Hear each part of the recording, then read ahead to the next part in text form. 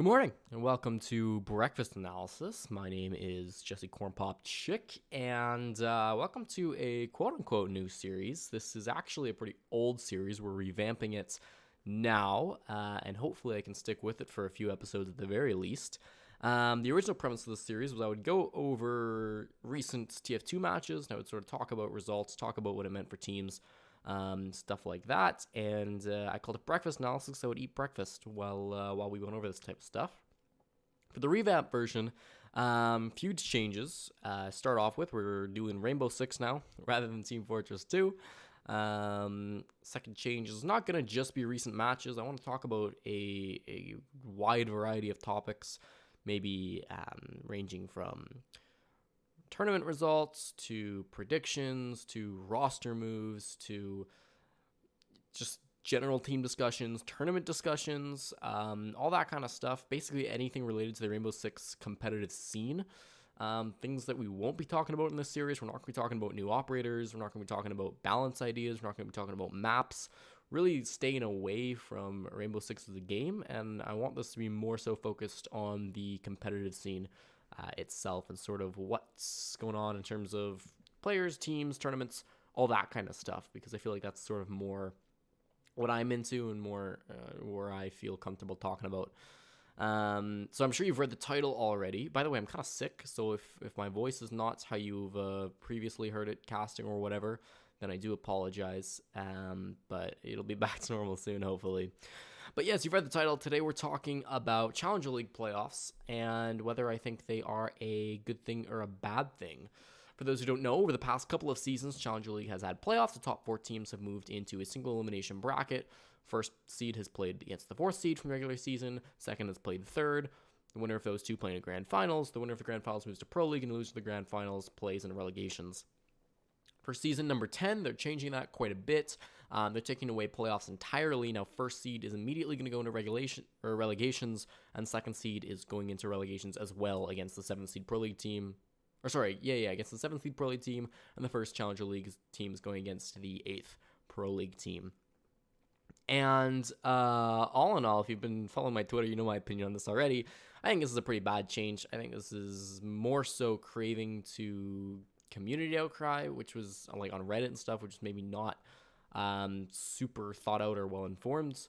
And so I just want to argue my piece. Mostly, we're going to be focused on like Challenger League playoffs as a whole. I think relegations or auto relegation is what we're more so talking about in a second in like another video perhaps. I'm way more mixed on that one. Challenger League playoffs I think really should come back, and I really hope that Ubisoft maybe changes their mind either for this season or next season. Ubisoft/ESL. I do hope that they come back. Auto relegations, I definitely see the downsides for that one, and I can definitely see both sides of that argument. But I'm going to go through a couple of points here in terms of favors for auto relegation. I'm going to go through a couple of counterpoints, a couple of common counter arguments I've heard for Challenger League playoffs. So points in favor of Challenger League playoffs. I don't know if I said auto relegation. You know what I'm on about. Challenger League playoffs.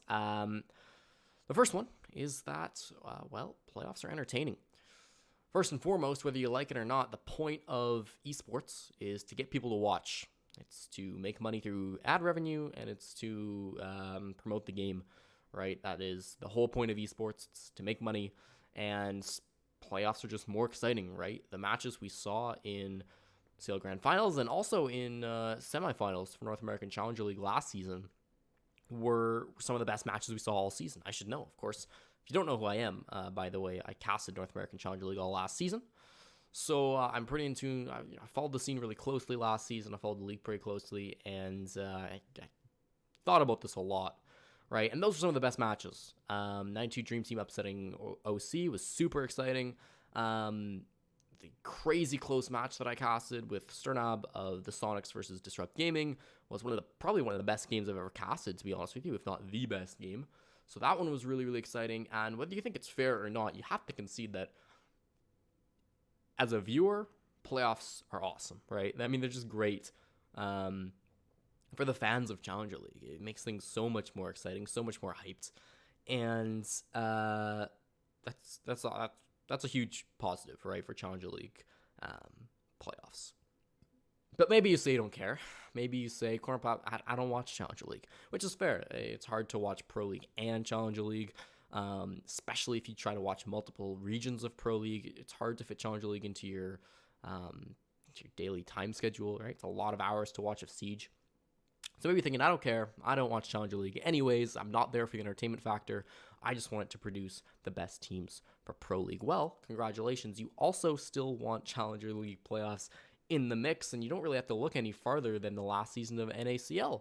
You look towards the end of the season, 92 Dream Team and Organized Chaos, right? Organized Chaos had a really strong start to the season, mainly because they didn't have a whole lot of issues, right? They kind of fixed their issues. They really had a good game plan going into the season, and as things moved on, I think week 5 you started to see a few flaws peaking up. A couple of their players stopped performing to the extreme level they were originally performing at. I think week 6 they tried to make adaptations to that. Week 6 was when they lost their first match, and they actually lost 2 matches in week number 6. This is from memory, by the way, so I might be getting these details a little bit wrong, but you can double check me if I'm wrong and yell at me on Twitter. And then week number 7, also, they didn't look fantastic. They lost a player. They made a roster move. Grimmy left on mutual terms, whatever that means. And then in playoffs, they also didn't perform too well. So it was a team that sort of started up way up here, right? And towards the end of the season, they dipped down here. Now, contrast that with 92 Dream Team. 92 Dream Team came into Challenger League with a lot of problems, to be honest with you. I mean, a lot of people are hot off them because they've done so well in qualifiers. But qualifiers are a really different game compared to Challenger League as a season, right? So I think that 92 Dream Team actually started about down here. And they really, especially with the addition of Tomas, right? But even before Tomas, they had worked on their issues. By the time they got to week 6 and week 7, they were really they were up here where Organized Chaos used to be. I think that before they picked up Tomas, they had gotten a whole lot better in their strategies department. They had gotten a whole lot more coordinated, or at least a little bit more coordinated. And then when Tomas came in, that was the missing piece of their puzzle, right? Finally brought in that experience that none of them had previously, was able to point out where a few more of their mistakes were being made. I know Doodle was talking about in interviews how much he had helped them and how much he really elevated that roster. So at the end of the season, right, you saw Organized Chaos sort of dip down to be about this level, and 92 Dream Team being quite good, right? And you think about that, well, if you got a team up here, a team down here, which team do you want moving into Pro League? You probably want the team that's up here, right? And so what playoffs do is they allow you to have the best team at the end of the season. They don't put through necessarily the team that had the best season overall, but you don't want the best team overall. You want the best team at the end of the season to move on to Pro League, because ultimately, if you just blanket a team up here and a team down here, a team up here is more likely to do well, more likely to have consistent good results in Pro League than the team down here. And so Challenger League playoffs gives teams chances to grow. I think that Challenger League needs to be a place where teams can grow, because especially at the start of the season, right, as a caster, we look at teams and we look at them in terms of strength and weaknesses. You're trying to identify, okay, well, this team's got this weakness, this team has this issue, and and the story in Challenger League is sort of how does this team fix these issues? That's why I think 92 Dream Team, I wasn't even a huge fan of 92 Dream Team, to be honest with you, at the start of their season, but I became a really huge fan of those guys just because their arc was a really, really good arc. They became so much better over time, and they fixed those issues, right? They worked on all that. And that's how it is for a lot of Challenger League teams. Those are the storylines. The teams that can improve, make playoffs, and they do well in those playoffs. And the teams that never fix their issues, well, they stay at the bottom. And so Challenger League playoffs give teams a chance to grow. I think that's probably the strongest point in favor of CL playoffs. And so that's my main reason why I believe that CL playoffs should be in there. You don't have to look farther than last season, right? 92 Dream Team, in my personal opinion, deserved the spot more than Organized Chaos. By the end of the season, they were the better team. I think they proved that in the best of 3. I don't think it was just OC choking in the final week, or in the postseason, really, not even the final week. I think the signs were there. I think that the better team did make it to Pro League, and obviously they wouldn't have, right? They would have gone into 4th at the end of the season, and they wouldn't have even had a shot at making it into Pro League. So I think that's a pretty clear example of why Challenger League playoffs should stay in. That's a good example of maybe where they worked. We talk about a few of the arguments I've heard against them, and there have been some decent arguments raised against Challenger League playoffs. The first one I've heard is that Challenger Leagues should mirror Pro League. I definitely see where this one's coming from, but I think it's a little bit misguided First of all, fundamentally, the two leagues are so different. I don't believe they really can mirror one another, right? It's true that there's no like pre-playoffs for Pro League playoffs, but Pro League still has playoffs, right? That's what everybody was doing in Milan a few weeks ago. I think the biggest fundamental difference is that Pro League is more so one big league with different divisions, and the divisions never play each other in regular season, but come playoffs, they do sort of play, because that's what's Pro League finals, right? You don't have like a North American Pro League finals because there really is no North American Pro League. There is, but it's not a league, right? If it is, it's a league with no winner. It's just a bunch of games. It's 14 weeks of games. So Pro League more so, I would say, acts as one big league rather than multiple smaller leagues. Whereas Challenger League, there's never any crossplay between regions. Now, that's the biggest fundamental difference you're just not going to change between Pro League and Challenger League. And Challenger League, it's three smaller. It's like technically seven, right? If you include APAC, it's like a bunch of smaller leagues. And I think it's important that they have their own playoffs because every league has playoffs, right? If you want it to mirror Pro League, well, give Challenger League playoffs. Obviously, it's still not going to mirror it exactly because you're not taking, the top two Challenger League teams from every single region and making them play together to LAN. That's just never going to happen. But I think if you want to get as close as possible to mirroring Pro League, I think you give them playoffs because Pro League has playoffs. That's what they were doing in Milan. Pro League's playoffs are way bigger events and they involve teams from all around the world. But they still have the playoffs. So I really don't think that the argument that CL should mirror PL is a good one, right? Because fundamentally they're very different leagues. There's no playoffs to determine who goes to the LAN, but that would just be a playoffs, right? You don't need two sets of playoffs. I don't think that that's a great argument, although I do see why people would make it initially. But the leagues are fundamentally different. You can't really have one mirroring the other. If you do want them to be more mirroring the other, you should have an extended, a longer season, right? That spans over multiple in-game seasons instead of sort of condensing it all into one. But then the question becomes, where do you put the qualifiers? It's really a logistical nightmare, to be honest with you. So there's not really a great solution to that right now. I think Ubisoft/ESL solution is pretty decent in terms of doing the qualifiers in one season and then doing the whole season in a whole, another season, right? Or another operation, if you get what I'm talking about. If not, it's not a big deal.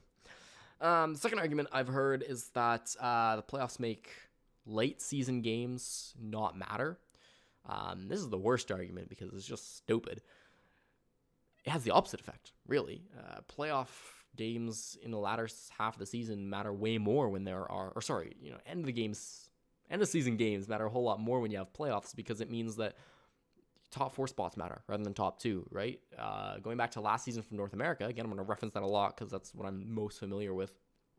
In week number 7 of the 8 games played mattered at some level for playoff or for who made playoffs, or at least for playoff seeding, right? I think the only one that didn't was it was Sills Gorillas versus somebody who'd already, it might have been Sills Gorillas versus Disrupt, or maybe Sills Gorillas versus OC. I don't remember exactly, but there was one game that was completely irrelevant for playoffs, and all other 7 games mattered because of course it does. Because going into the last week of North American Challenger League, the majority of teams still have a shot at making it to playoffs, right?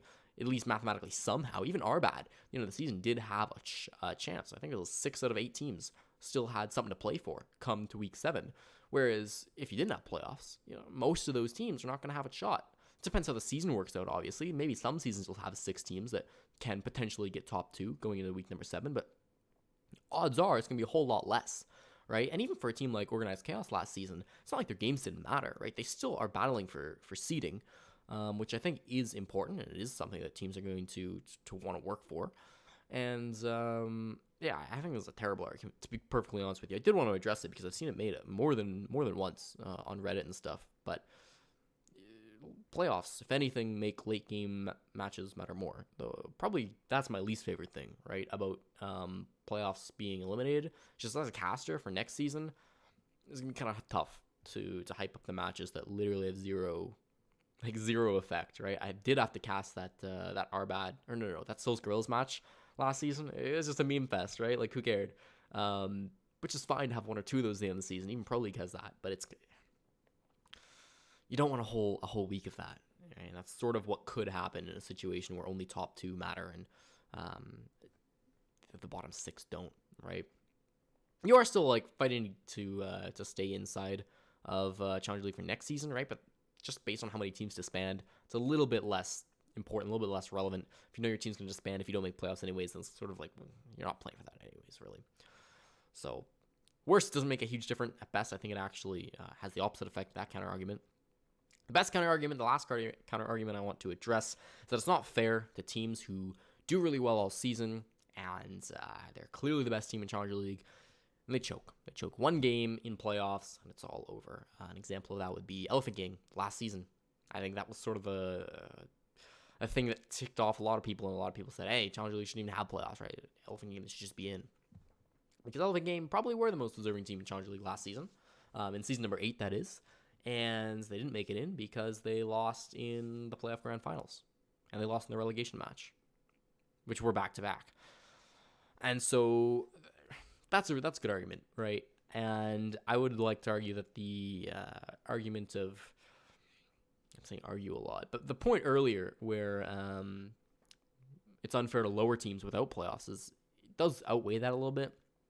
And I think that, yeah, it sucks if you're a great team and you choke in playoffs, but I feel like the ability, like the skill of not choking, the skill of performing when it matters the most, is a skill that should be tested, because it's a skill that Pro League teams should have. If you're going to do well in Pro League, you're going to have to make it to land. You're going to have to face situations where there's high-pressure games.